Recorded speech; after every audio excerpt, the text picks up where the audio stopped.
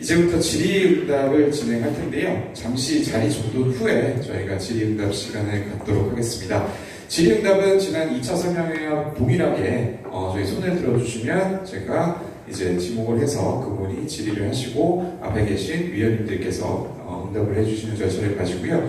저희가 질의하실 내용이 많으신 걸로 알고 있는데 너무 한 분이 뭐 하나의 질문을 독점한다거나 뭐 그러는 경우에는 저희 회의 진행이 좀 불가능합니다. 오늘 설명회 자리는 주민 여러분들께 그런 점들을 충분히 고지하고 설명을 드리는 자리이기 때문에 가급적이면 다른 분들의 그 이제 질의응답을 방해하지 않도록 주의를 좀 해주시길 바라겠습니다. 그러면 지금 참석하신 전문가분들을 한 분 한 분 소개시켜드리도록 하겠습니다. 먼저 경기주택도시공사 손승배 부장님 참석하셨습니다. 네, 다음으로는 KG 엔지니어링 건축사무소 문희정 상무님 참석하셨습니다. 다음엔 주식회사 오엔랜드 21의 이승민 대표이사님 참석하셨습니다. 다음으로는 주식회사 태백감정평가법인의 김보성 평가사님 참석하셨습니다.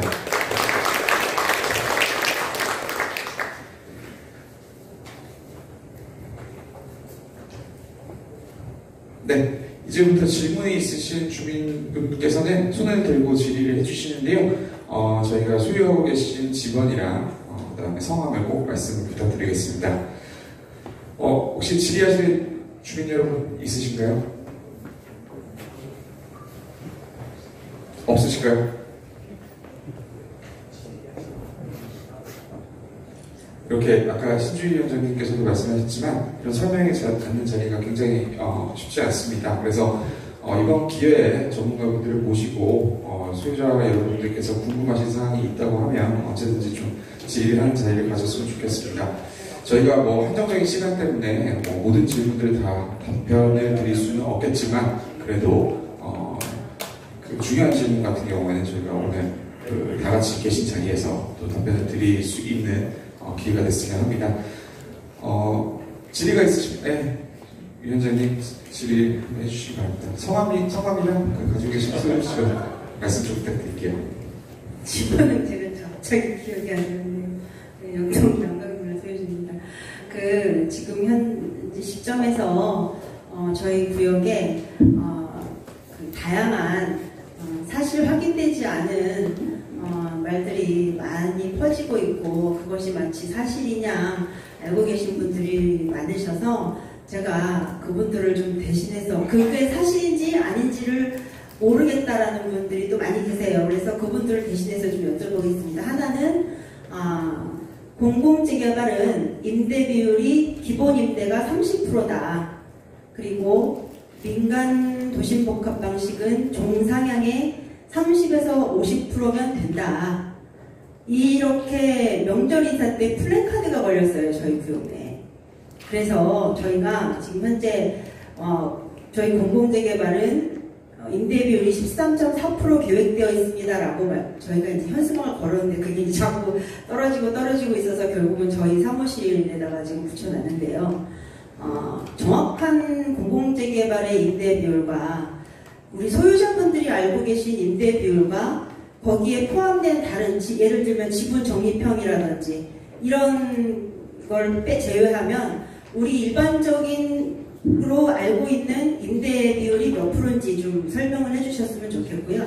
또 하나는 강평사님께 여쭤보고 싶은 것은 구역 내 한 분께서 어떤 타 방식 공공도심복합 방식의 사업장인데 거기가 지금 이제 간평을 해서 보상 절차에 있나 봅니다. 그래서 저도 거기를 다녀오긴 했는데요.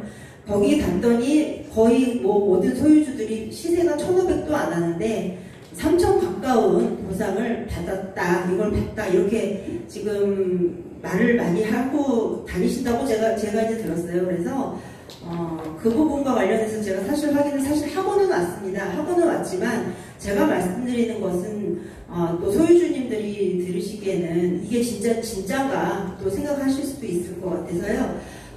방식에 따라서 감정평가가 달라질 수 있는지 그것 좀 여쭙고 싶습니다. 네, 먼저 그 용적률 관련 임대 비율 관련해서 설명 좀 드리도록 하겠습니다. 예, 우선은 이제 공공재개발의 임대주택이 좀 많다고 다 얘기하시는데요. 현황을 좀 말씀을 좀 드릴게요. 제도적인 걸 좀 말씀을 좀 드릴게요. 우선은 이제 서울에서는 이제 임대주택이 많을 수가 있습니다. 왜냐면은 이제 임대주택 의무 비율이라고 하거든요. 임대주택 의무 비율이 일괄적으로 15% 이상이에요. 근데 이제 경기도는 5% 이상입니다. 그렇기 때문에 그 서울에서는 임대주택이 많을 수 있지만 상대적으로 경기도는 많이 작고요. 그러니까 근데도 임대주택이 많다고 하는 거는 뭐냐면 이제 저희가 용적률 120% 인상을 받다 보니까 거기에서 일부가 또 임대주택으로 가는 겁니다. 그러다 보니까 지금 13%라고 말씀을 하셨는데요. 근데 저희가 이거 공공재개발할 때는 이거보다 조금 더 높았어요. 왜냐면은 이제 임대주택이 좀 상대적으로 좀 많았었는데 그게 또 이번에 제도가 개선이 되면서 임대주택의 일부를 분양주택으로 유혹으로 공급할 수 있게 해줬습니다. 작년에. 그러다 보니까 지금 저희가 임대주택 비율이 상대적으로 많이 낮아졌거든요. 근데 이렇게 준주거로 하고 세대수도 많은데 비율로 따지면 제가 볼 때는 되게 양호하고 잘 수립을 했다고 저는 생각을 하거든요. 이렇게 한 거는 뭐냐면은 공공재개발이 처음에 주민분들의 민원에도 있고 그 활성화를 위해서 국토부에서 계속 제도 개선을 했던 겁니다. 그리고 앞으로도 저희가 또 이렇게 또 주민분들 입장, 어차피 저희 관리처분 방식이고요. 주민분들이 동의가 돼야 진행되는 사업이기 때문에 계속 저희도 제도 개선을 하고 거기에 맞춰서 업데이트 해가지고 주민들 입장으로 계속 보완해서 계획을 수립할 예정입니다. 네, 손흥민 부장님께서 그 임대주택 비율에 대해서 말씀드렸고요. 다음으로 이제 감정평가 관련해가지고 타 이제 그 공공복합 사업 같은 경우에 보상 방식이 달라질 수 있는지에 대해서 평가사님께서 설명해 주시겠습니다. 안녕하세요. 김보석. 우리 이 도정법상 이 도시및 주거환경정비법이라는 것이 거의 역사가 벌써 4, 50년 됐나요? 3, 40년? 이 됐기 때문에 굉장히 촘촘하게, 초기화들은 굉장히 촘촘하게 되어 있습니다. 도정법 74조 4항을 보시면은 재개발구역 내에서 종전자산 감정평가가 처음 나와요. 그 감정평가라는 단어 자체가 처음 나와요. 그 이전 단계, 조합 설립인가 사업 시행인가 그 전까지는 안 나오다가 이제 74조 4항에서 이제 처음 나와요. 이제 감정평가라는 것은 시장 군수가 선정한 2인 이상의 감정평가 법인이 산정한 금액의 산술평균이라고 명확히 되어 있어요. 그렇기 때문에 이게 뭐 재개발이든 재건축이든 법에 따라서 그 법 기준에 따라서 평가하는 것이기 때문에 이게 어떤 사업 방식이냐에 따라서 되는 것이 아닙니다. 이걸 오해를 하시고 현혹이 되셔서 이쪽에서 사업하면 내가 더 유리한가? 저쪽에서 사업하면 이렇게 유리한가? 이렇게 하실 수는 있는데 정확히 법에 공공재개발, 인간재개발을 구분 없이 강주시가 선정한 2인 이상의 감정평가법인 등이 도시 및 주거환경정비법, 감정평가 및 감정평가제에 관한 법률 관련 규정에 따라서 평가한 금액을 산술평가하게끔 되어 있습니다. 그러니까 오해는 마시고요. 그다음에 우리 위원장님께서 이제 대표로 이제 어떻게 말씀드려야 됩니까? 상대방 측, 반대 측, 이렇게 또 어느 사업장 가도요 다 있습니다. 이게 당연한 갈등이고요. 이걸 또 풀어가는 게 또 우리의 몫이니까요. 왜냐하면 우리의 재산이니까 또 유리하고 더 좋은 의견이 있으면 반영하면 되는 것이지 싸울 일이 아닙니다. 그래서 보면은 하시고 있는 게 이제 인천 재물포예요. 그래서 저한테 이제 그런 얘기가 와서 제가 봤는데 인천 재물포는 저희하고는 다른 거예요. 저희 그쪽은 이제 용도 지역이 2종일주예요. 2종일주. 저희는 1종일주. 이게 무슨 차이냐? 국토계획법상 1종일주는 아파트를 지을 수 없는 땅이에요. 그래서 우리가 종상향 해주는 거예요. 준주거 지역. 종상향을 보통 하면 1종에서 3종까지 하는데 여기는 준주거까지 해주는 거예요. 예. 그렇기 때문에 이 재물포는 출발선이 다르다. 2종일주 아파트를 지을 수 있는 땅이었고 그리고 그 금액이 평당 3천이 진짜인지 아닌지는 제가 그걸 확인을 할 수는 없어요. 그렇지만 제가 듣기로는 얼핏 듣기로는 이렇게 다들 정부 채널을 통해서 그런 금액이 안 나왔던 걸로 누군가 이렇게 말씀을 하셨는데, 예. 그래서 그런 오해는 없으셨으면, 예.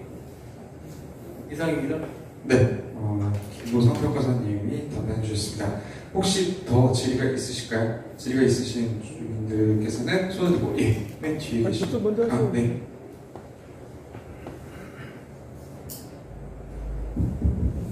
주소랑 성함 좀 부탁드리겠습니다. 안녕하세요. 욕동 139-43의 김경희입니다. 이건 아주 작은 건데요. 설명하시는 중에 저희 세대수가 3162세대, 3175세대 약간 차이가 있는데 이 자리에서 틀린 그런 이유가 있을까 싶고요. 그 다음에 저희가 그 계획안을 보면 앞에 여기 있는 쪽에 공공용지를 부담하게 되어 있잖아요. 공공용지도 부담을 하고 그 다음에 임대주택 428세대도 저희가 또 내놔야 하고 이런 상황이 되는 건지 아니면 공공용지에 임대주택이 들어가는 건지 그걸 좀 알고 싶습니다. 네, 관련해서는 문희정 사모님께서 답변해 주시겠습니다. 일단 62페이지 보시면 저희가 공공 등의 시설로 부지를 제공하는 면적이라는 식이 있습니다.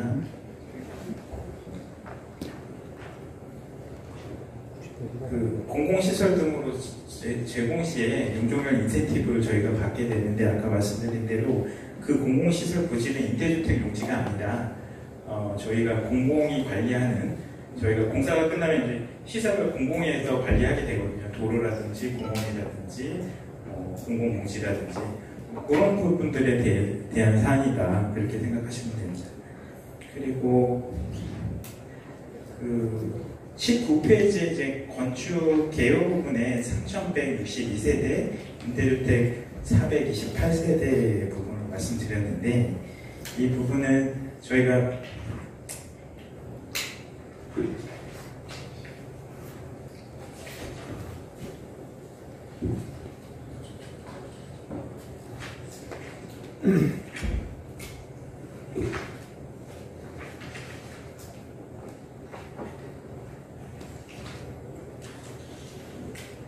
이 21페이지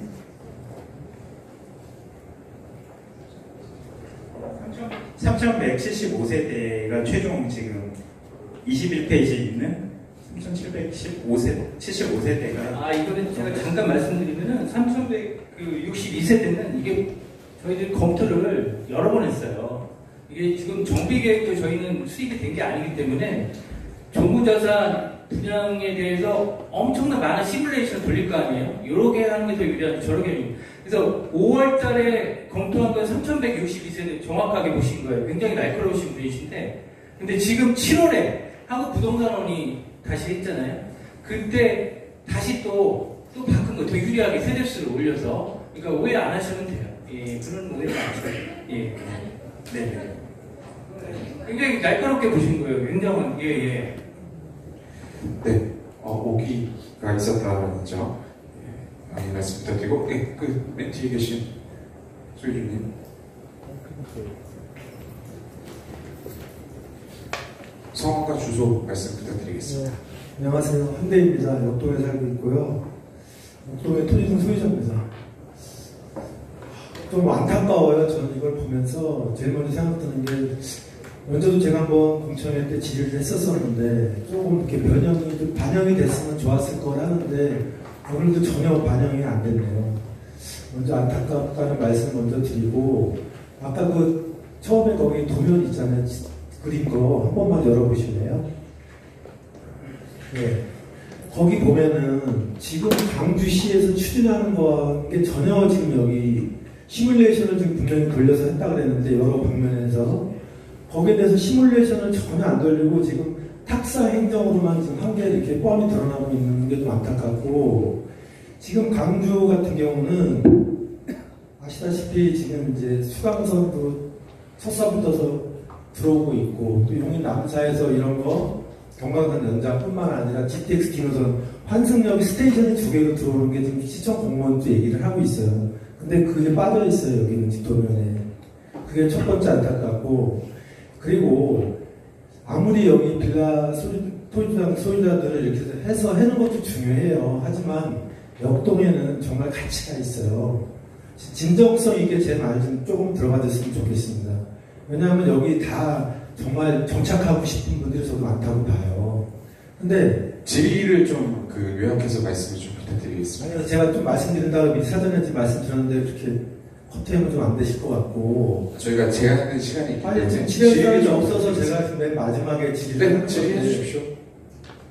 그렇게 되면 그렇고, 그래서 저는 조금 더 그런 거를 좀 알고 계실 텐데도 그건 누락된 데서 너무 안타깝고, 또 여기라 그러면은 저희 역동뿐만 아니라 강주 시민들이 다 오고 가고 또 외부에서도 들어오는 데예요. 그러다 보면 제일 중요한 게 여기에 기본적으로 갖춰질 게 있어요. 광장이라든가 역 앞에 공원이라든가 또 기본적으로 자족 기능을 할 수 있는 상업지역도 조금은 있어야 돼요. 근데 아까 우리 천안군 말씀하신 거는 또 우리 신주희 위원장 말씀하신 것처럼 아파트를 선호하는 것도 맞습니다. 지금 강남도. 하지만 강주역은 달라요. 상황이 서울하고 다릅니다. 이렇게 트리플 역세권 이상의 가치를 있는 동네에 역동에 다 아파트만 진다는 자체의 발상이 저 잘못됐다고 봐요. 그 발상을 볼 때 느낄 때 제 마음은 많이 안 좋아요. 왜냐하면 저뿐만 아니라 이거에 대해서 깊이 아시는 분들도 아실 거예요. 여기 어떻게 자족 기능 없이 광장 없이 공원도 제대로 없이 공원이라고 그림 그리는 거 보면 너무 작아요. 평수도. 그리고 그 빛이 저게 임시로 다 그려놨겠지만은 저 비대칭도 절대 맞지 않습니다. 그런 거를 조금 더 아파트 수도 중요하겠죠. 아파트 많이 져서 수익 많은 것도 중요하겠지만은 제일 먼저 공청회를 하는 데 있어서 그런 거를 좀 갖춰놓고 이렇게 하는 게 맞지. 저거 주민들 잘 몰라요. 저 그림 봐가지고. 아시는 분들도 있겠지만 저희 어머니 같은 분들은 잘 모르더라고요. 저희 형도 모르고 형수도 모르고. 네, 사모님 좀 이거에 대해서 좀 답변을 좀 해주시겠습니까? 그리고 한 가지 더, 하나만 더, 잠깐만요. 시간이 없다니까. 그리고 이제 조금 아까 그 도시및 주방별 정비법에 대해서 말씀하셨는데 좋은 얘기예요. 지금 또 주민들을 어떻게 선동하냐면은, 전 선동이라고 표현을 할게요. 제가 느끼는 감정이 선동이니까. 지금 경기도 유영일 의원이 발의를 해서 본회의 상정에 대해서 60% 동의가 됐다. 그거 책임질 수 있는 말일까요? 혹시 한번 물어보는 거예요. 여기에 접목이 안 되잖아요, 지금. 지금 도시및 주방경 정비법에 60%가 제가 알기로는 여기하고는 안 맞아요, 지금요. 그거 한번 대답해 주세요. 정비구역 지정 제한. 아니. 말씀하셔요. 지금 주민 동의를 네. 경기도 의회 유영일 도의원이 발의를 해서 네. 본회의 상정에 대해서 끝났어요. 그죠? 60%로. 예. 수도권은 50%. 근데 그게 역동에 지금 맞는지. 여기에 인접해 있는 건 60%로 되어 있는 거죠. 그거는 그러면 우리 채널님이 제가 알기로는 잘못 알고 있는 겁니다. 50%면 더 좋은 부분이니까 저희가 아니요. 명확히 판단을 상위권이 66.7% 도시및 주방법에 정립된 거를 경기도에서 의원이 발의했다 그래서 그게 입안 발의되는 게 아니에요. 국회에 통과해야 되는 거 아닙니까? 어쨌든 그 법이 통과가 되려면 그거에 대해서 잘못 알고 계시는 것 같은데요. 지금 우리가 필리버스터도 지금 조영원 원내대표가 얘기했다시피 민주당에서 이거 끌기만 해도 그냥 1년은 그냥 갑니다. 네, 제가 이거 좀 말씀을 드리면 잘못 알고 계시네요. 네, 알겠습니다. 앉으시죠. 그 경기도 도시및 중앙원 정비 조례는 말씀드리면 도시및 중앙원 정비법을 기초로 이제 제정이 되는 건데 명확하게 규정이 되어 있습니다. 토지노 소유자 3분의 2에서 토지노 소유자 60%로 개정이 됐다. 그래서 저희가 정비계획 위반 제한을 할 때는 60% 이상의 동의가 있으면 된다라고 명확하게 말씀을 드리겠습니다. 그리고 지금 이거 잘못된 건축계획 관련해서 문희정 사모님께서 좀 답변 좀 주시겠습니까? 12페이지 잠깐 보겠습니다. 12페이지에 보시면 저희가 광주역 부분의 역에 대한 잠재력 말씀하신 대로 맞습니다. 남사 쪽까지 해서 경관선이 연장되는 부분도 있습니다. 하지만 그게 이제 국토부까지 가서 결정된 사항이 아니기 때문에 경기도 계획에 있는 부분이기 때문에 말씀드릴 수가 없었고 GTX 2노선 뭐 그런 진호선하고 예. 수강선은 척사업을 떴잖아요. 네, 예. 그런 부분에서 아직 좀 그 정책이 좀 구체적으로 가시화되지 않았던 부분이기 때문에 여기 표시는 안 했지만 말씀드린 대로 상당한 부분의 복합 환승센터의 기능과 중심제 역할은 가능하다. 그 부분은 저희도 그 상임기관인 인허가 절차할 때 충분히 설명을 드리겠습니다. 12페이지를 좀 말씀드린 거는 지금은 GH공사에서 광주 역세권 도시개발 사업을 진행하고 있고 우리 광주역 앞면으로는 복합 그 상업용지가 있고 여기에는 백화점이랑 뭐 의료시설이랑 이런 것들이 들어오기로 하지 않았습니까?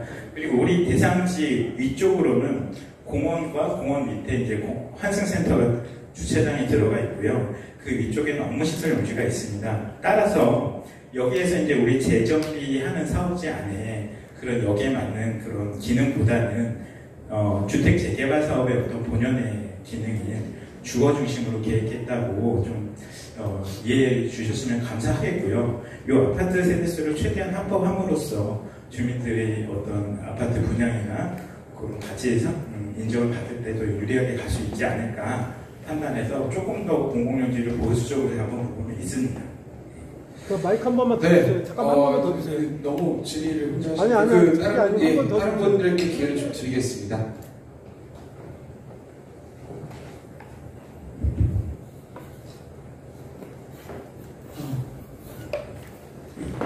저는 영동 135-15 소유자입니다. 저는 자주 참석해서 잘 모르겠지만은 여기 추정 분담금이라고 있네요. 추정 분담금 세당 평균 분리가액이 5억 2,100만 개 있는데 이 정도 되려면 몇 평 정도를 소유해야 됩니까? 이게 지난번 2차 때도 말씀을 드린 내용인데 이게 전체 그 종전자산에서 이제 평균을 낸 값입니다. 이 부분에 대해서 혹시 평가사님께서 답변해 주실 수 있으실까요? 5억 2,163만 2천원 부분입니다. 잠깐만요. 한국부동산은 금액이 3,500억. 그래서 저게 그러니까 종전자산 금액이 얼마여야지 지금 토지 등 소유자 분양가가 저 금액이 나오느냐 그 말씀이십니까? 아니면 정확히 지금 갖고 있는 면적이 얼마나 돼야지 그 뜻이나요? 이게 지금 재건축은 저희가 재개발이 이걸 어디서부터 설명을 해야지 이게 지금 저희들이 잘 설명을 드리니까 지금 머릿속에 지금 하고 있는데 일단은 이거를 해석을 하면 우리가 지금 부동산원에서 다시 한번 했대요. 7월에 3,500억. 근데 이거 허수예요. 허수. 현혹되지 마세요. 허수. 근데 일단 3,500억이래. 우리 땅이. 그러면 우리가 조합원 수가 687명이에요. 687명. 예전에 할 때 670명 정도였는데 또 늘었어요. 그럼 나누면 세대 한 명당 평균. 그러니까 인당 면적 내가 갖고 있는 건 근데 실제로는 다 달라요. 어느 분은 빌라 갖고 계시고 어느 분은 토지 건물 갖고 계시고 어느 분은 상가 갖고 계시고 다 달라. 근데 그걸 알 수가 없어요. 지금 알 수가 없어. 일단은 어느 구역 가도 마찬가지예요. 어느 구역 가도 일단은 인당 머릿수를 나눠요. 그렇게 되면 그 금액이 나와요. 5억 1천 정도 나와요. 그럼 비례율이 부동산에서 검토했는데 105%래요. 5억 1천 곱하기 이거 하시면 세대당 평균 건립가액이 나와요. 5억 4천. 근데 이거는 그냥 보시기 쉽게 설명드리는 거예요. 나는 다 달려. 어느 분들은 30억짜리 갖고 있을 수 있어요. 여기는 재개발 구역이기 때문에. 어느 분은 나는 3억밖에 없을 수도 있어요. 근데 그걸 알 수가 없어. 왜? 여러분들이 동의를 안 해주시면 우리가 평가를 할 수가 없어요. 지금은 그냥 우리가 갖고 있는 데이터 갖고 그냥 머릿속에서 지금 하는 거예요. 그것도 지금 기준이에요. 작년 금액 다르고요. 올해 금액 다르고 내년 사업 시행 인가 3년이나 몇 년 후에 된다? 그 금액은 더 올라가 있겠죠. 네. 그러니까 지금 이 말씀은 재건축구역. 재건축구역은 다 똑같은 5구역, 8사형 비슷하게 있으니까 내가 5구역 갖고 있으면 대충 얼마겠구나를 알 수 있는데 우리 선생님께서 말씀하신 내가 갖고 있는 재산이 어떤 건지 제가 알 수가 없어요. 네, 알 수가 없어. 다세대도 그래요. 재개발구역에서는 다세대도 건축 승인 연도, 외부 마감재, 도로 조건, 주차 대수, 1층인지 5층인지에 따라 다 금액이 천차만별이에요. 알 수가 없어요. 그거 어떻게 알아야 되냐? 동의를 해주셔서 누군가가 이 시장 분수가 지정한 평가사가 돌아다니면서 이거는 이 정도 되겠구나 라는 거, 그건 나중에 또 설명드릴게요. 그렇게 돼야지 이 금액이 나가는 거예요. 그래서 지금 토지 등 소유적 분양가 4억 9,300, 6억 4천, 7억 5천, 이거는 이제 분양, 조합원 분양가죠. 쉽게 말하면 그 금액을 이렇게 나왔다는 거지, 내가 지금 얼마를 갖고 있어야지 이 금액이 나오냐 지금 알 수가 없어요. 그게 안타까운 거예요. 그래서 현혹을 당하기 제일 쉬워요. 왜냐면 이거 갖고는 얼마든지 얘기를 할 수가 있으니까. 좀 이렇게 조심스럽습니다. 이게 또 방송도 되고 다 녹화되는데 뭐 이렇게 상대방을 폄하할 수는 없으니까. 네. 네. 제가 이렇게 하는 이유는 여기 내려가지고 계산해 보니까 한 47평 정도 되어야 5억 2,100만 정도 오더라고요. 이게. 예, 그러니까 10만 8천 평방미터를 684세대로 나누고 684는 뭘까요? 조합원 수? 예, 그렇죠. 아니야. 아니야. 자, 우리 사업구역에 3만 평, 11만 정도 돼요. 11만 제곱미터. 그 중에 국공유 자산이 한 3만 돼요. 그거 제외해야 돼요. 그 다음에, 저도 지금 가물가물합니다만 7만에서 8만이에요, 사유지가. 그 중에 2만 정도는 구분건물 대지권이에요. 6만 6천 정도가 토지건물 갖고 계신 분이에요. 그러니까 그렇게 계산을 하시면 안 된다. 오해시다. 예, 오해시다. 그거를 그렇게 계산, 10만을 687로 나누면 안 된다. 47평이면 상당한 면적이다. 47평이면은 얼마입니까? 제곱미터로 테레로 하면 3을 곱하면 한 200제곱미터 좀 안 되네요. 그 금액은 더 높다. 그런데 그 계산 방법도 지금 오해하신 거다. 그렇게 계산하시면 안 된다. 10만도 전체가 아니다. 이거를 참, 이 짧은 시간 내에 제가 설명을 드리고 싶은데, 이게 쉽지가 않네요. 근데, 제가 지금 보니까, 제가 일단 한 번은 설명을 드려야 될 것 같아요. 지금, 여기 계신 분들한테. 저기 준비된 거 한번 틀어주세요. 1페이지. 한 번은 설명을 들으세요. 사실은, 이거 유튜브 이런 거 다 있어요. 근데, 그 유튜버 하시는 분들이 자기의 개별적인 이해관계, 변호사가 하면 아니면 재개발재원 쪽에서 일을 딸려는 사람들은 그 개별적인 이해관계에 따라서 조금씩 바꿔, 내용을. 그러니까 이 사람은 A인데 A 다시로 말하고, 이 사람은 A인데 A 다시로 얘기하고. 그러니까 막 중간에 들을수록 막 헷갈려요. 정리합니다, 오늘. 자, 비례율을 아셔야 돼요. 우리는 토지 수용이 아니에요. 토지 수용이 아닙니다. 우리는 땅을 뺏어서 돈으로 주는 게 아니에요. 여러분은 투자하는 거예요. 여러분 걸 투자하는 거예요. 투자해서 사업하는 거예요. 우리는 조합이에요. 같은 팀. 그래서 같이 이겨내야 돼요. 그래서 투자하는 거예요. 자, 근데 그 공식이 비례율이에요. 이건 어디 가나 전국이 다 이렇게 하니까. 이거 갖고 이거에 왜 그러냐고 하실 건 아니시겠죠. 비례율. 자, 매출 총액. 사업을 해서 매출 총액이 있죠? 근데 사업에 들어가는 원가가 있을 거 아니에요? 비용을 빼. 그럼 분자예요. 그 다음 내가 투자한 금액이 노란색, 종전자산 금액, 내가 투자한 금액. 그러면 머릿속에 사업을 조금만 해보시거나 아니면 자영업을 하시면 딱 나올 거예요. 내가 투자했을 때 순수에 얼마를 벌었을까? 딱 그 공식이잖아요. 내가 투자해갖고 비용 원가 다 내고 그거 얼마나 벌었을까? 그러면 사업을 했으면 그 이상 나와야지 사업을 해야 될 거 아니에요. 그죠? 그거 밑으로 나오면 왜 사업해? 그거. 안 하는 게 낫지. 자, 이 공식에 이해하셨죠? 비례율은 종전자산, 분모고 매출 총액 마이너스 비용. 이거 이해하셨죠? 분자. 그쵸? 그러면은 비례율이라는 것은 종전자산 분모가 커지면 비례율은 작아지겠네. 그 다음에 분자가 커지면 비례율은 커지겠네. 내 사업의 이익률이 커질수록 좋겠죠? 자, 다음 페이지. 페이지 주세요. 한번 눌러주세요. 자, 종전자산 금액을 평가를 늘렸습니다. 비례율이 작아지겠죠. 종전자산 총액 평가금을 더 늘렸습니다. 비례율은 작아집니다. 더 작아요. 종전자산 금액을 더 평가하면 어떻게 돼요? 비례율이 더 작아지겠죠? 이게 식이 이런 데 있잖아요. 거짓말 할 수가 없잖아요. 직관적으로 딱 이해되시죠? 네. 자, 다음 페이지. 그러면 종전자산 평가가 변동 없거나 하락하거나 상승하거나 맨 마지막 사진 찍으셔도 돼요. 맨 마지막 노란색 권리가액은 똑같아요. 그러니까 뭐 어디 가서 뭐 얼마 나왔다더라, 어디 가서 얼마나, 아무 의미가 없는 건데 현혹하는 거예요. 아무 의미가 없어요. 다 똑같아요. 그죠? 다음 페이지. 이제 이거 이해하셨죠? 이제 딱 머리에 들어오셨죠? 자, 대법원 판례 선고 2011도 24057 판결. 관리 처분 계획의 내용으로서의 종전자산 가격 평가는 조합원들 사이에 상대적 출자 비율 정하기 위한 것이다. 절대적인 금액이 아니라 상대적인 금액을 정하기 위한 것이다.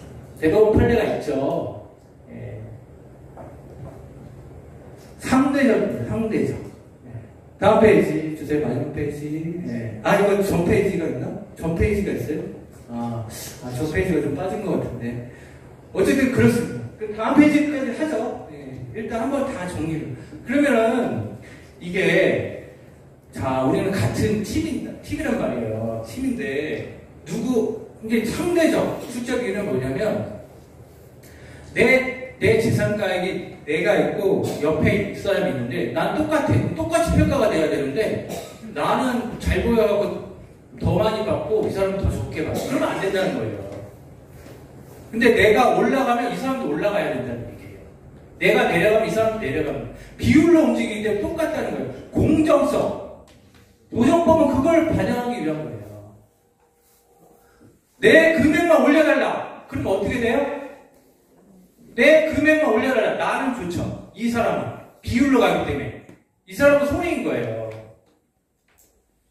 그러니까 결국 종전자산이 올라가면 다 올라가고 다 내려가는 것이지 한 사람만 올릴 수는 없다. 그런데 그 한 사람이 억울하다면 올릴 수 있죠. 그 사람 올리는 게 맞다 그러면. 근데 나만 올려달라. 나만 올려주면 사인하겠다. 이러면 안 된다는 얘기예요. 똑같다는 얘기예요. 한 팀이라는 얘기예요. 내가 뺏는 종전자산 평가는 한 팀이라는 얘기예요. 현금청산과도 별개입니다. 현금청산과 별개입니다. 현금청산은 절대평가. 종전자산 평가는 상대평가.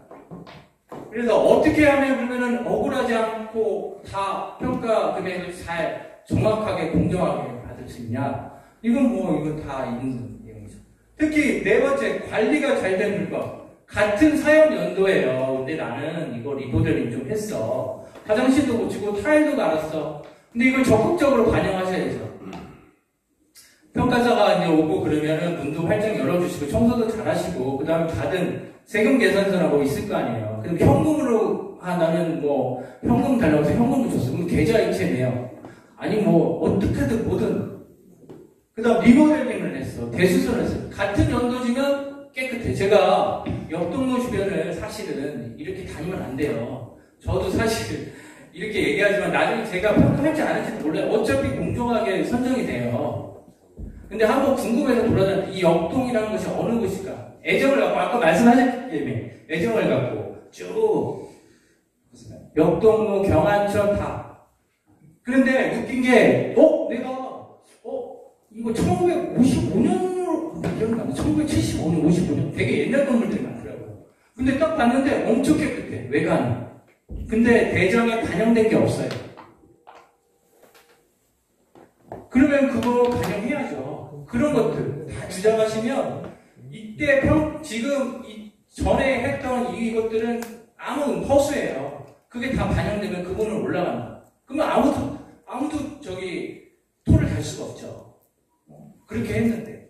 그 다음에 같은 촬영 출입 접근 가능한 도로 폭이 넓고 최근에 지어지고 인근 교통시설 역 주변이고 고객 유동성 있고 인근 환경 있고 면적 형상 전면 상태 기타.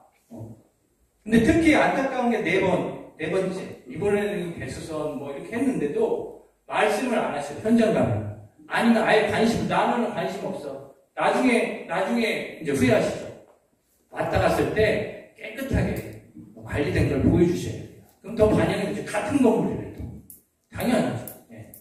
예. 역동이라는 것이 제가 아까도 말씀하셨어요. 여기 애정을 갖고 하느냐. 여기 그거는 저희들 전문가들이 밥만 먹고 사는데 애정을 갖고 하죠. 저희들이.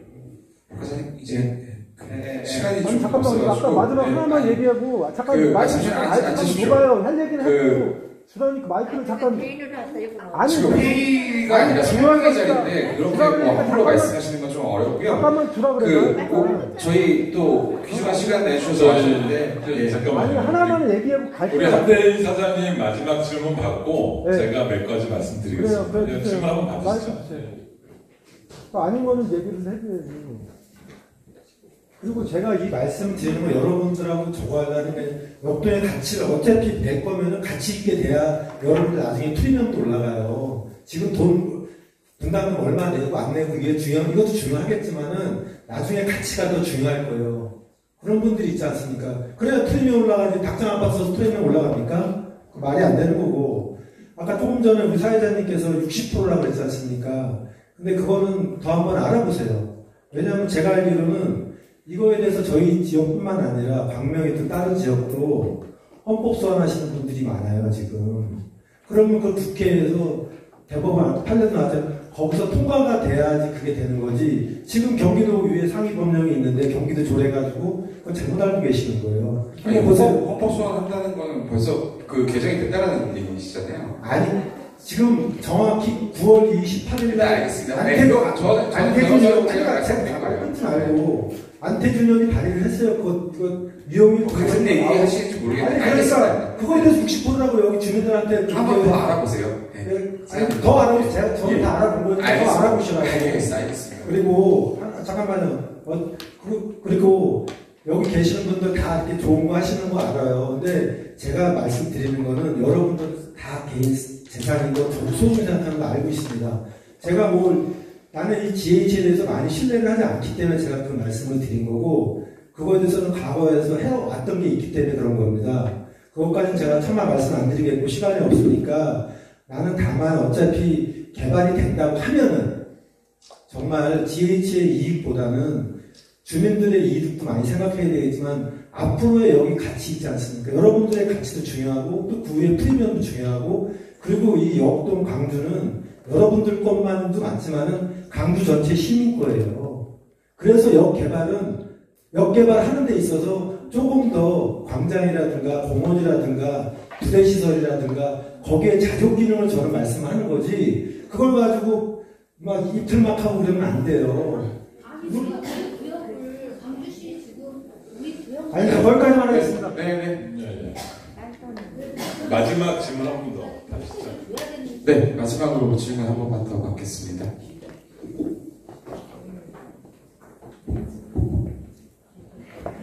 예, 역동로 93번 길의 이수정입니다.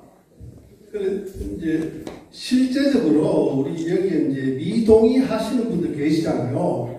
그러면 본인이 주장을 하시려고 그러면은 동의서를 쓰고, 우리 위원장님 계시잖아요. 와가지고 이게 토지 이용 계획이라든지 건축안들이 내가 봤을 때는 이런 문제점이 있다, 이렇게 협의를 하시는 게 정답 아닙니까? 그렇잖아요, 우리가. 일단 한혜인 선생님도 같은 소유자니까 오셔가지고 사무실에 오십시오. 오셔가지고 우리 여기 그러면 빌라 5천만 원씩 준다는 말 진짜예요? 그런 말은 한 적이 없고요. 네, 잠시 좀 장례 소란이 있으니까 정리하겠습니다. 예, 그래서 여기 그 반대만 하시지 마시고 직접 사무실에 올라오셔가지고, 우리 같은 다 소유자입니다. 10평을 가진 빌라도 소유자이고 500평 땅을 가진 사람도 소유자고, 우리 법으로 토지등 소유자는 다 똑같이 공정하고 형평성 있게 해야 되지 않습니까? 그런데 그렇게 본인들 주장을 하시나 그러면은 사무실에 오세요. 오셔가지고 커피 한잔 하시면서 또 이런 계획안들을 또 반영을 충분히 할 수 있으니까 그렇게 하시면은 저는 좋겠습니다. 이상입니다. 네, 마지막으로 오는데 이승희 선생님 한 말씀 있으실까요? 안녕하세요. 저는 OND 21년 정비회사를 경영하고 있고요. 그 다음에 그와는 별도로 이제 국토교통부 산하의 그 한국도시정비협회장을 맡고서 전국 각지의 이제 재개발 재건축 사업장을 갖다가 저희가 직접 수행도 하고, 그 다음에 이제 분쟁 사업장에 있으면 가서 조정도 해드리고, 총회 사회도 많이 보러 다니고 그런 사람들이고, 아마도 7월 31일 날 제가 한번 2차 설명회 때 와서 인사를 드렸기 때문에 저를 갖다가 기억하시는 분도 계실 거고, 저도 이렇게 앞에서 뵈니까 아까 질문 주신 우리 여사님도 지난번에도 질문하셨던 것 같은데 굉장히 꼼꼼하게 어떤 일반 토지등 소유자지만은 정말 어떤 사업에 대한 이해가 굉장히 깊으신 것 같아요. 일단 지난번보다 인원이 한 3분의 2 정도 오신 것 같아요. 그래서 제가 봤을 때는 지난번에 오신 분들 중에 오늘 안 오신 분들은 동의서를 갖다가 내신 분들 같고, 또 오늘 여기 이제 오신 분들 뵈니까 물론 여기서 찬성하시는 분도 계시고 아니면 사업에 대한 이해가 조금 덜 되셔가지고 동의서를 갖다 제출 안 하신 분도 계실 텐데, 당연히 어떤 하나의 사업 방식을 놓고 찬성하시는 것도 존중하고 반대하시는 분들도 당연히 존중해요. 그거 어떻게 하겠어요? 자기 어떤 개인의 어떤 이해도라든지 전문성이라든지 여러 가지 어떤 찬성하고 반대할 수 있는 요인들이 있잖아요. 그래서 그건 당연히 있을 수 있는 일이라고 보고, 제가 듣기로는 지난번 7월 31일 날 왔었을 때 동의율이 50%가 조금 넘은 것 같은데, 7월 31일 이후에 동의서가 한 20여 장 들어와서 거의 이제 목전에 와 있다라는 것 같아요.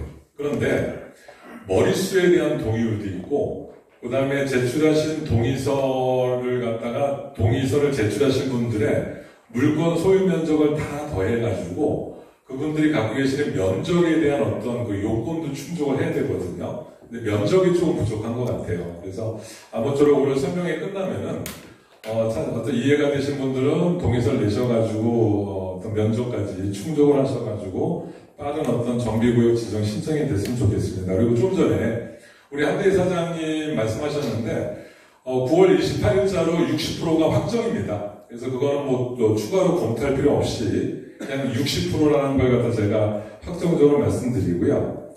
일단 저는 5가지를 갖다 좀 정리해서 말씀드릴게요.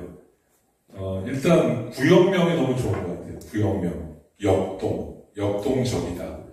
그래서 유래를 갖다 제가 찾아보니까 옛날 그 역사, 역참이 있었다 그래요. 그게 이제 말이 쉬는 이제 마국간. 어차피 말이 쉬면은 예전에는 말이 쉬어야 되니까 여관이라든지 주막도 있고 이렇겠죠. 아마 여기가 교통의 요충지였었던 것 같아요. 근데 그런 역자가 아니고 이제 우리는 힘역자, 움직일동에서 좀 역동적인 재개발이 좀 추진됐으면 좋겠습니다. 일단 이름이 너무 좋은 것 같아요. 그리고 저는 이제 1년만 더 하면은 이 재개발 재건축 사업에 30년째 종사를 하게 됩니다. 올해가 이제 다음 달이면은 만 29년째 제가 종사를 하는데, 저는 공교롭게 공공재개발 현장을 하고 있어요.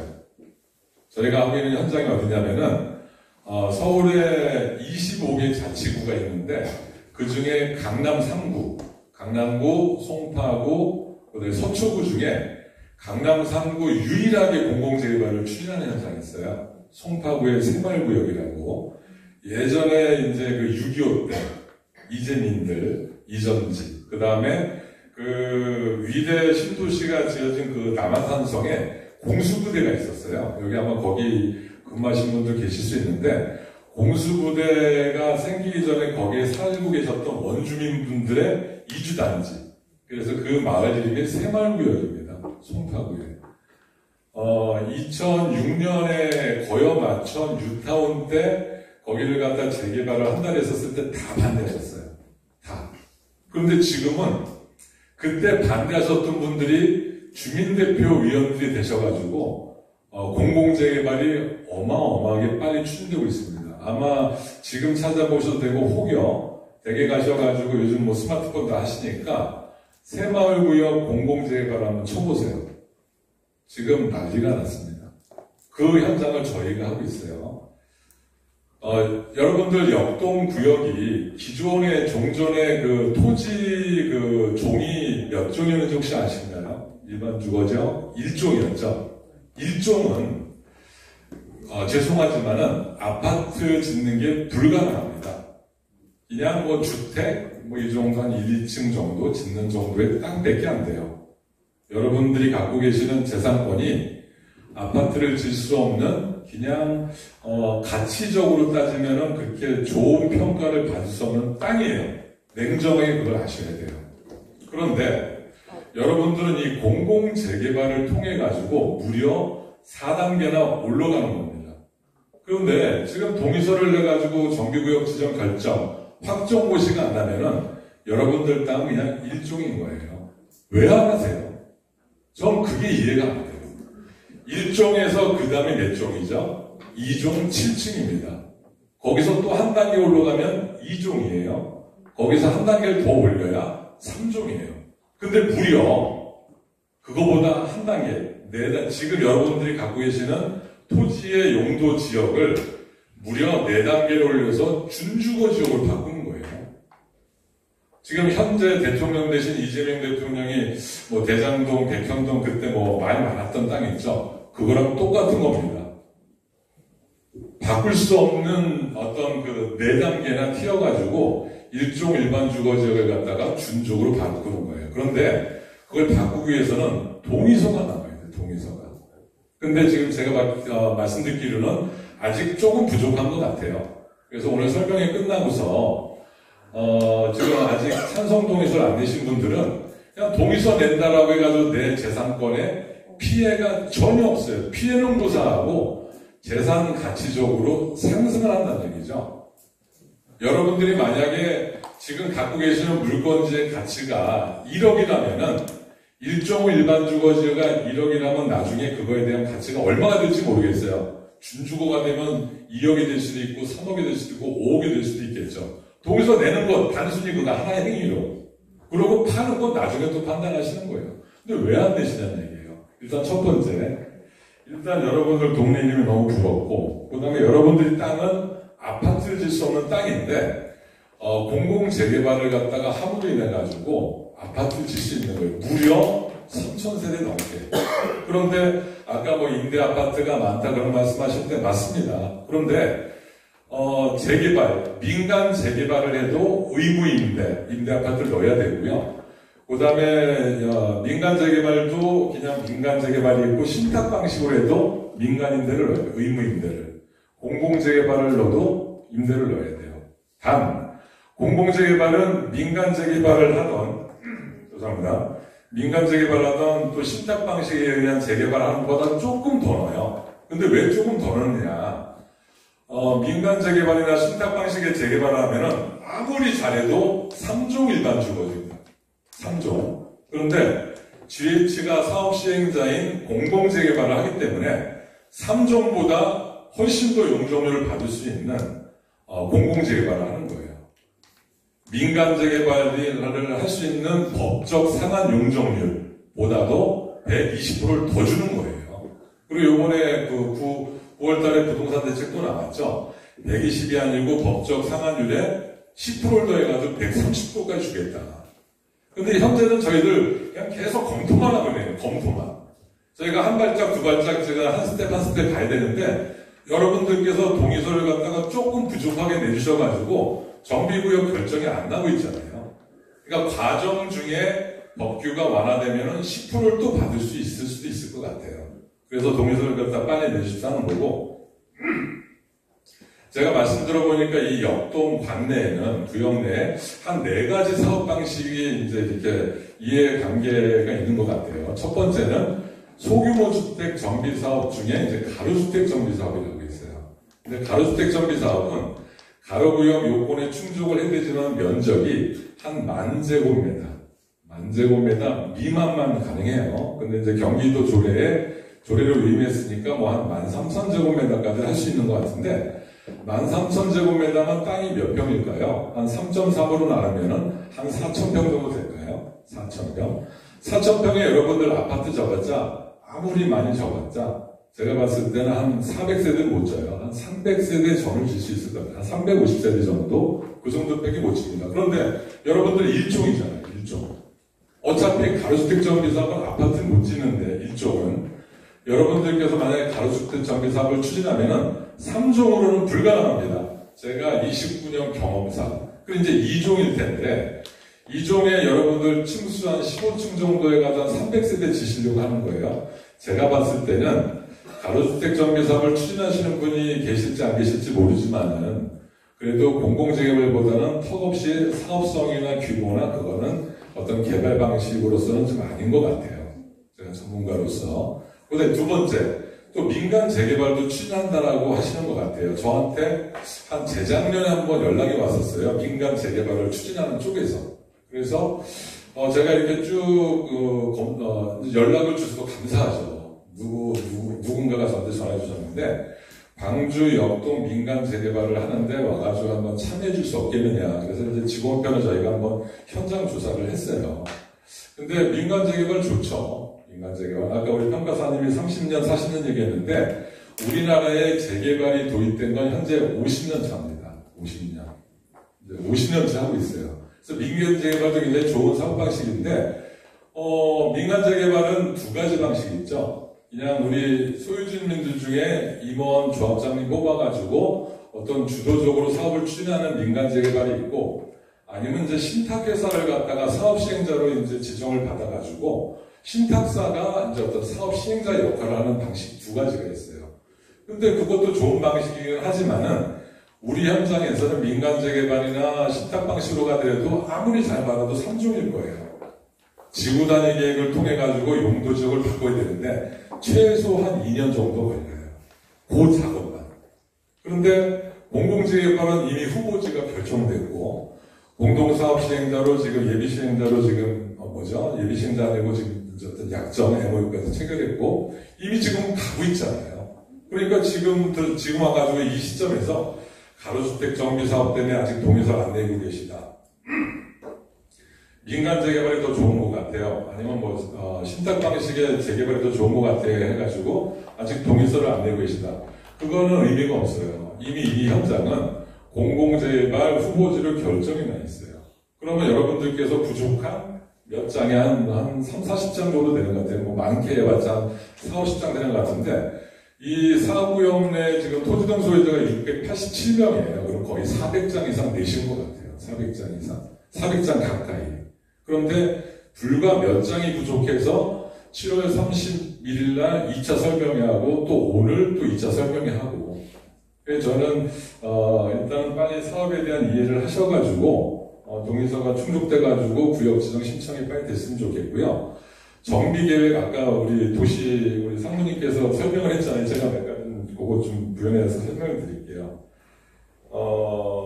일단은 6페이지, 8페이지를 갖다가 한번 6페이지 한번 해주시겠어요?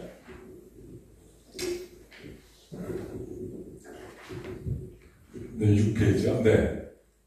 지금 민간재개발에서 공공재개발은 120%인데 부칠대책은 130%까지 가능한 걸로 또 이제 발표를 했어요. 그래서 사업성이 좀 더 좋아질 것 같고요. 민간 재개발이라고 했는데 여러분들은 재개발을 할 수 없는 땅이에요. 재개발을 못하는 땅입니다. 일종이에요. 왜 그거를 이해를 아직 못하시고 계시는 분들이 계시는 것 같아요. 그래서 아예 아파트 개발 사업을 갖다가 할 수가 없는데 공공재개발 후보지로 지금 결정이 돼 있기 때문에 재개발을 하는데 공공재개발이기 때문에 120%, 그러니까 법적 상한율에 120%를 받을 수 있다. 그런데 그것도 파격적으로 3종이 아니고 준주거까지 받을 수 있다는 걸 갖다가 다시 한번 이해하셨으면 좋겠고요. 8페이지 한번 넘겨주실래요? 네, 요거 아까 제가 설명드렸죠. 120이었었는데 우리 요번에 97 주택공급 확대 방안에 따라가지고 130%까지도 가능할 것 같다는 얘기고요. 그 다음에 저는 동종 지역에 지금 29년째 종사하는 사람으로서 그리고 지금 저희 회사가 한 3만 세대 이상 입주를 시켰어요. 29년 동안. 그리고 현재 저희가 수행하고 있는 현장도 지금 3만 세대 이상 하고 있는데 그 중에 아까 말씀드린 여러분들이 하고 계시는 사업 방식과 똑같은 공공재개발도 하고 있어요. 거긴 시공사가 삼성물산이랑 GS 그 컨소시엄 사업단입니다. 그래서 작년 9월 말에 시공사 뽑고 지난달에 추석 전에 건축심의 통합심의 통과했고요. 사업시행 인가는 다음 달에 접수하려고 저희들이 지금 거기는 사업시행자가 LH예요. 그래서 LH랑 저희 회사랑 삼성이랑 GS랑 뭐 굉장히 급박하게 긴급하게 매일매일 만나서 회의하면서 어떻게 하면 사업시행가를 갖다가 좀 보다 좋게 할 수 있는지 매일 회의를 하고 있어요. 그래서 일단 21페이지 한번 펴주시겠어요? 21페이지. 네. 임대가 428세대인데, 민간 재개발이나 뭐 식탁 방식의 재개발을 가면 저거보다는 이제 어떤 의무임대를 덜 짓겠죠. 그런데 여러분들은, 민간 재개발보다 130%, 120%를 더 받으시잖아요. 그러니까 120%를 더 줄 테니까, 임대를 갖다 더 지세요. 그거예요. 하지만 더 짓지만 저희들은 또 뭘 받아오죠? 추가적인 일반 분양을 할 수 있잖아요. 그러면 여러분들은 임대 좀 더 주고 3,200세대나 지는데 그 중에 뭐 400세대 임대 줘봤자 티도 안 나요. 별로 이렇게 뭐 우리는 대문에다가 특별하게 동에다가 이 동은 임대 뭐 아파트 동입니다가 아니에요. 어느 세대가 임대인지도 몰라요. 사시면서 3,200여 세대 대형 단지에 한 100세대 정도 더 임대 주고서 공공재개발 가는 게 훨씬 좋죠. 왜?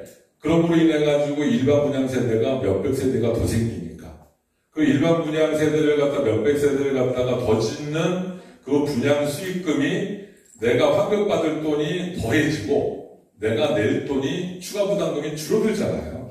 그러니까 공공재개발이 정답인 거예요, 여러분들은요. 그리고 여기 일반 분양이에요. 생각해 보세요. 가로주택 정비 사업하게 되면 여러분들 일반 분양 몇 세대 정도 나올 것 같아요? 많이 나와봤자 100에서 150세대 일반 분양 할 수 있어요. 이건 제가 장담을 합니다.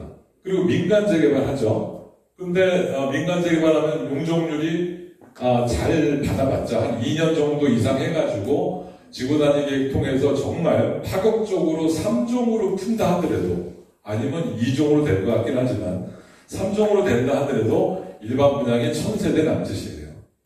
근데 여러분들은 공공재개발을 함으로 인해 가지고 무려 2000세대나 일반 분양을 하는 겁니다.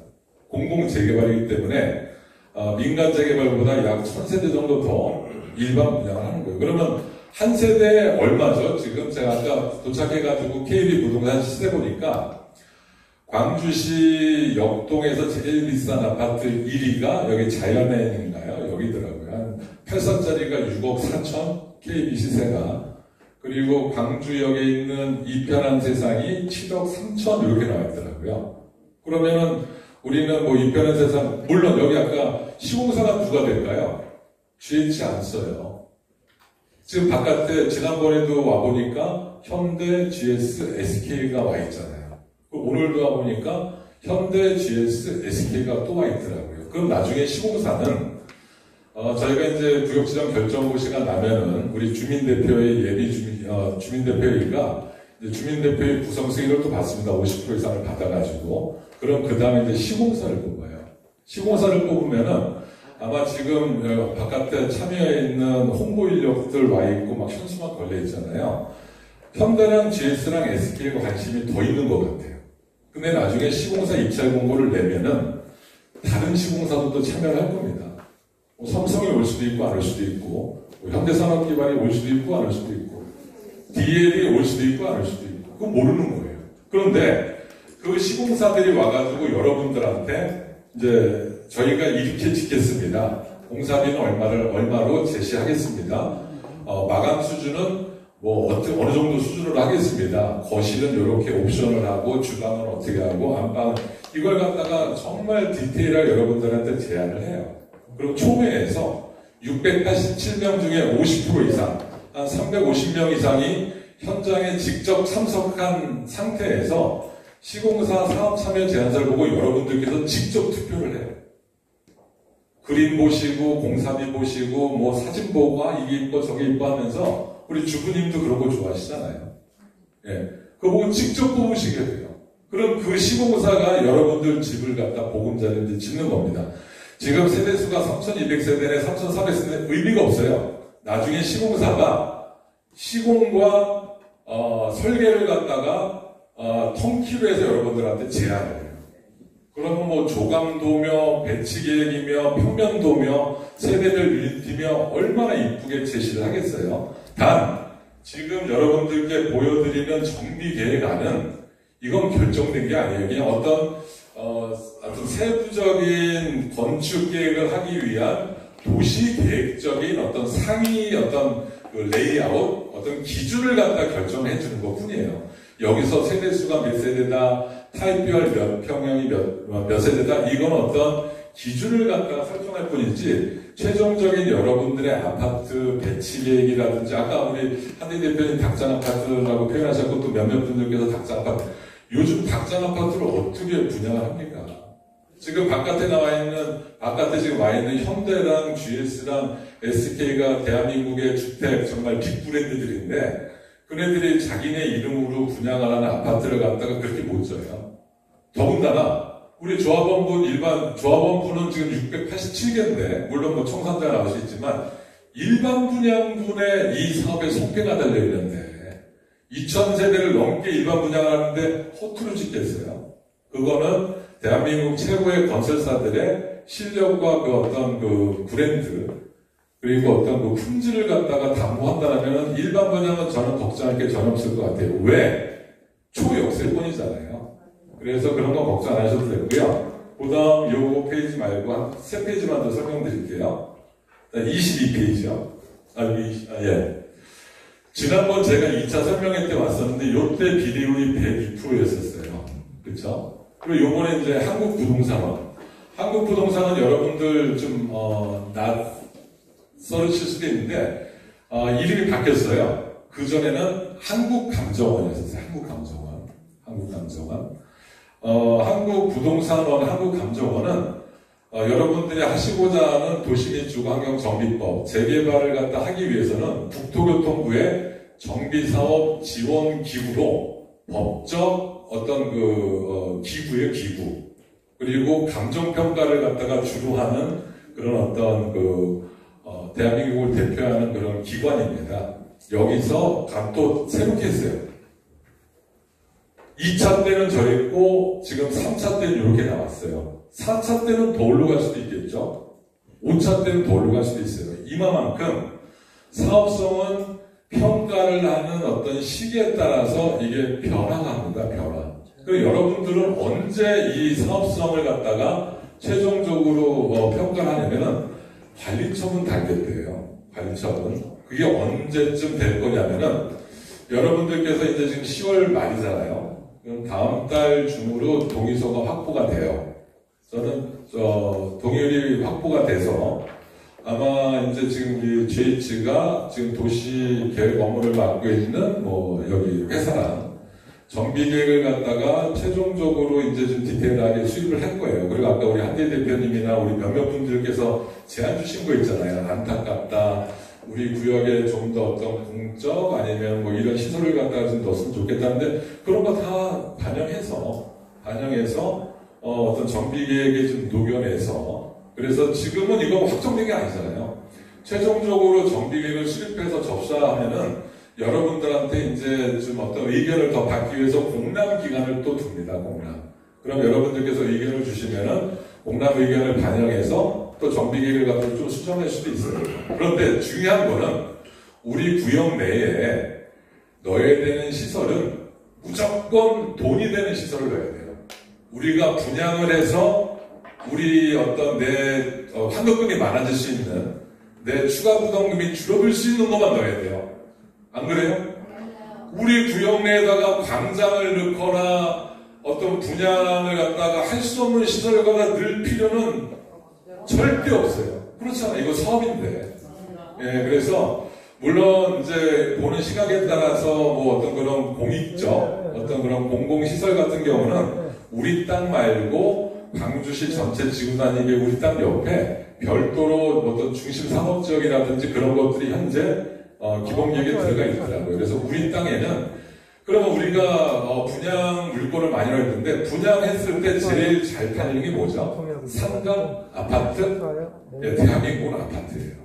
그래서 아파트를 갖다 최대한 많이 넣는 게 정답이고요.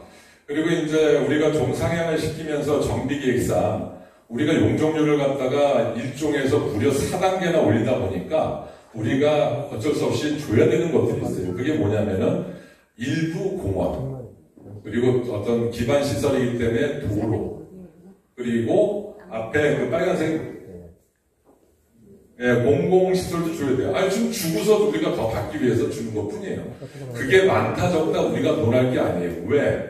1종에서 준주거까지 올리는데 준주거를 준다면 뭐든 줘야죠. 그렇죠? 우리가 일반 분양은 2,000세대 넘게 하니까. 그래서 일단 정비계획상 지금 확정이 아니라는 건데 빨리 동의를 확보돼가지고 빨리 내주셔가지고 일단 정비계획이 빨리 확정이 돼서 접수를 하고 여러분들한테 공람할 수 있는 그 시점에 빨리 왔으면 좋겠고요.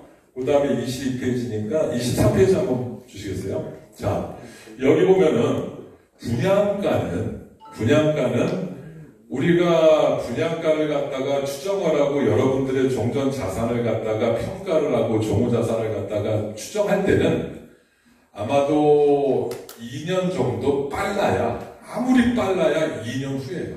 아무리 빨라야. 그러면 지금보다 물론 뭐 IMF라든지 리먼 브로더스 사태가 오지 않는 이상은 지금보다 당연히 어떤 주택 시장이 지금보다 좋아지겠죠. 물론 나빠질 수도 있어요. 하지만 아직은 주택 보급률이라든지 특히 광주 관내에는 주택 보급률이라든지 아파트가 좀 적기 때문에 아파트에 대한 가치에 대한 일반 분양의 선호도는 좀 더 올라갈 것 같기 때문에 2년 후에는 지금보다 훨씬 더 좋은 사업성을 좀 보일 것 같고 여기 나와 있잖아요. 그렇죠? 그래서 이게 변경될 것이라는 걸 보고 그 다음에 마지막으로 24페이지 한번 봐주실래요? 여기 보시면 이제 2차 때 했던 거랑 한국 부동산에서 한 게 있어요. 그런데 여기에 틀린 게 뭐냐면 제가 보니까 공사비를 2차 때는 한 710만원대 공사비를 했는데요. 요번에 한국부동산원에서 평가할 때 사업비 항목 중에 가장 큰 항목이 공사비거든요. 공사비. 전체 만약에 1,000억을 갖다가 지출을 한다고 했을 때 약 700억 정도? 한 70% 전후가 공사비예요. 공사비. 근데 2차 설명회 때는 우리 공사비 적용, 사업비에 대한 710몇만 원을 넣는데 요번에 부동산원에서는 750만 원씩이나 냈어요. 750만 원. 그러면 저는 공사비가 750만 원 어느 정도 수준이냐면은 강남 3구 유일하게 공공재개발을 추진하고 있는 새마을구역도 작년 9월 달에 삼성 GS를 뽑았을 때 공사비가 780만 원이었었어요. 그리고 여러분들의 공사 수준도 굉장히 어떤 하이엔드까지는 아니지만 굉장히 높은 수준으로 진다는 얘기예요. 그러면 공사비를 저렇게 넣는데도 비례율이 거의 105%가 나왔잖아요. 104.98이니까 105%죠. 그러면 사업성도 굉장히 좋겠다. 저는 그렇게 생각합니다. 그래서 저는 여러분들이 너무 부러워요. 저도 자식 있고 진작에 알았을 때 여기다가 하나 좀 투자해놨으면 좋았을 텐데 그래서 그런 생각을 하는데 네? 그래서 기회 되면 저도 한번 살 용인에 있습니다. 현재도 예. 그래서 이제 마지막으로 정리하면은 결국은 여러분들한테 달려있어요. 여기 지금 제가 정말 궁금해서 그러는데 동의서 내신 분 한번 이렇게 손 들어 보시겠어요? 동의서 내신 분. 예, 내려주세요. 안 들으신 분은 안 내신 분들이네요. 여기 손 안 드시는 분들만 내시면은 지금 법적 동의를 다 하셔야 될 것 같아요. 네. 정말이에요. 이 사업에 대한 이해를 하시고요. 사업에 대한 이해를 하시고 저는 아무런 이해관계가 없어요. 이 현장에. 그냥 GH에서 제가 여기저기 이제 현장에 사회도 많이 보고 이제 참여를 하니까 또 공공재개발을 서울에서 하고 있으니까 연락을 주셔가지고 한번 패널로 와달라고 연락받아서 온 것 뿐인데 아무튼 아무쪼록 정말 우리 역동 사업장 지명에 맞게끔 아주 액티브하게 다이나믹하게 빠른 시간 안에 부족한 동의를 많이 안 남았습니다. 그래서 오늘 안 내신 분들 계시면은 빨리 내시고 구역 지정 단계로 넘어가셔가지고 여러분들의 어떤 소중한 자산이 4배 틀린 거예요, 4배. 그냥 요번에 동에서 내는 거, 이런 단순 행위만으로도 일종 일반 주거적이 준주거로 바뀐다. 그리고 뭐 매매하고 그런 건 그 다음 얘기예요. 이왕이면은 정규가 입증되고 파시는 게 더 좋잖아요. 아까 저기인데 자산 가치가 높아진 다음에. 근데 구역 지정되면 절대 팔지 마세요. 끝까지 가세요. 정말 사업성 좋은 지역입니다. 제가 여기 질문 한번 더. 네, 마지막 질문 드리겠습니다.